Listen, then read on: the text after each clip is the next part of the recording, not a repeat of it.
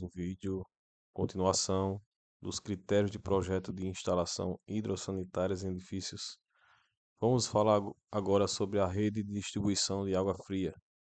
Os componentes de uma rede predial de distribuição de água fria é constituída por barrilete, colunas de distribuição, ramais e subramais, que são destinados a levar água ao ponto de utilização, conforme a figura a seguir. Nessa figura temos o reservatório superior, o RS, temos o reservatório inferior, a estação elevatória aqui, tem o cavaleto, o hidrômetro, perdão, a estação elevatória aqui, nesse lado direito, onde tem a bomba, a tubulação de recalque. Aqui temos, no lado esquerdo, o ramal predial, que é ligado ao ramal de distribuição da concessionária. Tem o cavalete, que dentro desse cavalete está o hidrômetro, o medidor e o alimentador predial. Justamente é esse cano aqui que vai para o reservatório inferior.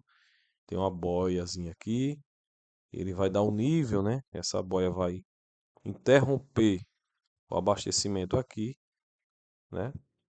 A vazão nesse ponto, assim que ela alcançar o nível desejado para esse reservatório. Temos aqui o barrilete, que é essa tubulação que desce do reservatório superior, tem esse registro, e esse barrilete vai distribuir a água para os ramais e os subramais. O ramal, aqui é chamado coluna de distribuição. A coluna de distribuição, ela distribui a água para os ramais prediais, e o subramal vai ser esse elemento aqui, ao qual vai estar ligado a uma peça hidrossanitária, né? Então temos aqui 4 colunas de distribuição. Podemos ver que isso aqui é uma, uma rede de distribuição de um prédio, né, de um edifício. Você vê vários ramais, várias colunas, então dá para ver que não é uma casa, né? Uma casa comum.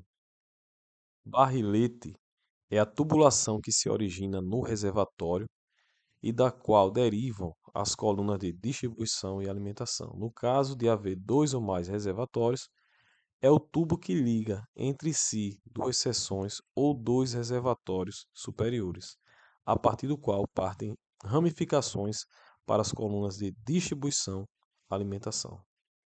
O barrilete pode ser executado no projeto em 2 opções: sistema unificado ou sistema ramificado. O sistema unificado é chamado porque parte do único barrilete que liga as seções dos reservatórios, a partir do qual partem diretamente todas as ramificações, correspondendo cada um a uma coluna de alimentação. Colocam-se 2 registros na saída do barrilete e cada ramificação para as colunas também possui um registro de controle próprio, o que viabilizará operações de manutenção no futuro. Sistema ramificado. O sistema ramificado é aquele em que a partir do barrilete saem ramais, os quais, por sua vez, dão origens a derivações secundárias para as colunas de alimentação. Trata-se de um sistema muito utilizado por razões de economia no encanamento, dispersando, dispensando, né? Não, dispersando os pontos de controle por registros. Então vamos ver aqui, a coluna de distribuição ou de alimentação é a tubulação derivada do barrilete e destinada a alimentar os ramais nos diversos pavimentos. Por sua vez, o ramal é a tubulação derivada da coluna de distribuição, como a gente viu aqui, né? Como eu já tinha falado, e é destinada a alimentar os subramais, enquanto o subramal é a tubulação que liga o ramal ao ponto de utilização, né? Na peça ali. Cada subramal serve apenas uma peça de utilização. Então, não pode ligar um subramal em 2 peças. Por exemplo, você vai ligar um subramal e vai ligar a pia e o vaso sanitário ao mesmo tempo. Não, cada subramal é destinado a somente uma peça por vez, certo? Ou aparelho sanitário. Dois subramais se unem formando um ramal. Temos mais coisas aqui para falar. Além disso, podem-se destacar os seguintes elementos bastante comuns em instalações de água: registro de gaveta, registro de pressão, torneiras, válvulas. Eu acho que eu já falei isso aqui. Eu já falei isso aqui, eu não estou lembrado se eu falei. Eita, é. Vamos lá. Os materiais que são utilizados nas tubulações de água fria são apropriados para o trabalho, como condutos forçados, seção plena pressão ou como condutos livres, com meia secção, com deslocamento pela gravidade. Dentre eles destaca-se o PVC, para utilização em água fria devido às suas paredes espelhadas e livres de corrosão. O PVC proporciona maior vazão e menor perda de carga.